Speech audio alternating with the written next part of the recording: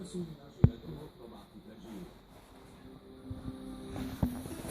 Ideme na 100 000 radov, čo je 100-krát viac ako smrteľná válka. Prečo? Strašidelné a silko roztopené tváre na konci dobyvateľov stratené jazdy. Poďme ich upiec. Kým sa nám posledná sada plovákov útočí v Čile dobyvateľov stratenej jazdy, Grant o tomto mýte niečo poziskoval.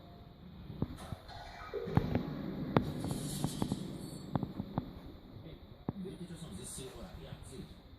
Nie, čo?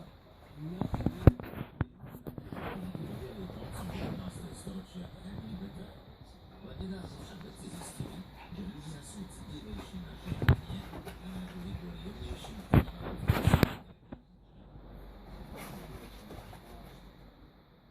Z toho pochádza mýtus, že po atomovej katastrofe šváby prežijú ľudí.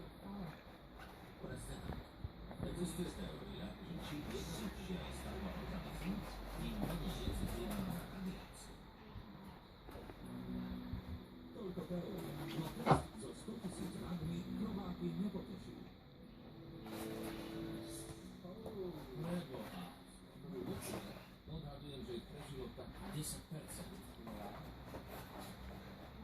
Je to desivé.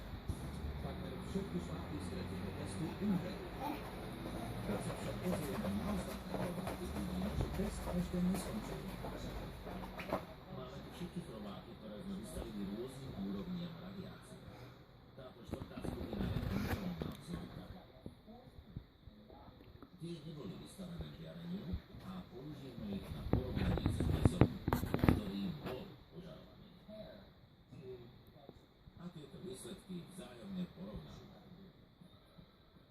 Vraciame sa domov a uvidíme, či plováky prežijú alebo umrú ako umrú.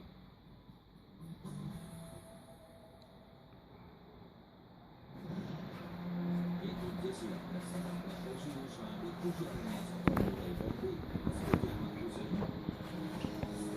Pri testovaní tohto klasického mýtu vystavili Territoria Grant 3 druhy hmyzu ožiareniu na 3 rôznych úrovniach. Budú šváby posledné noha. Dúfajme, že z nich nie sú šialení mutanti.